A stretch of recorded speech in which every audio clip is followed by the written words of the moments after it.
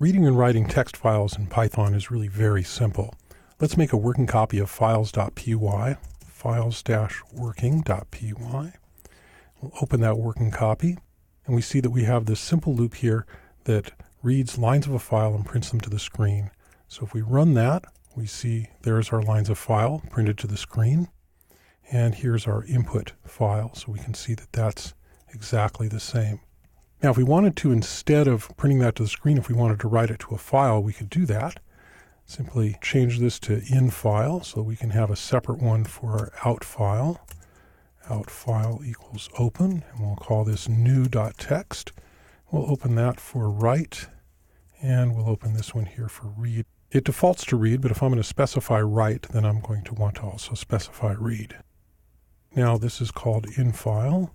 And all we have to do here is to say file equals out file. And now that print is going to print to the out file instead of to the screen. And since we don't have anything coming to the screen, I'm just going to print done here. So we know that we have gotten to this point. We get some feedback on the screen. I'll save that and I'll run it. And it says done. If I'll refresh the file system here, which Eclipse does not do by itself, we'll see there's a new.txt. And it's got our 5 lines of text in it. And so that is just a very simple way to write to a text file. Obviously, it doesn't have to be something you're reading from another text file. You can generate your own whatever and write it out to a text file very easily using print and the file parameter for print. Let's say that what we're doing is not necessarily line-oriented. Let's say that maybe we have a very large file with thousands of lines of text, and we don't really need to read them and write them line by line. We want to do it in some bigger chunks. So I have a file here called bigfile.txt, and you'll notice it is a really big file of text. It has 10,000 lines of text in it.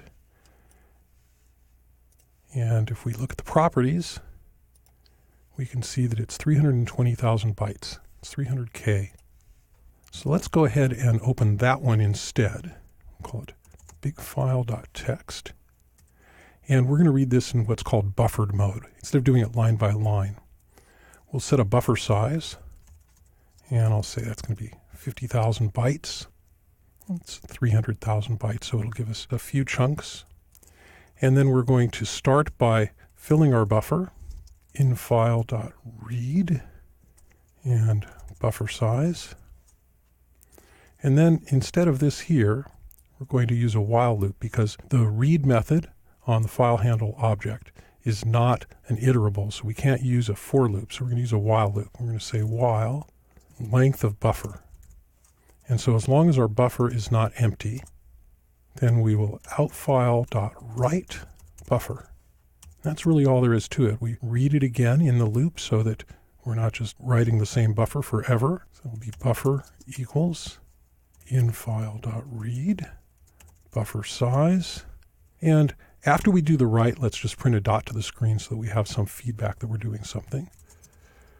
Dot end equals nothing. So this will just print dots on the screen right next to each other.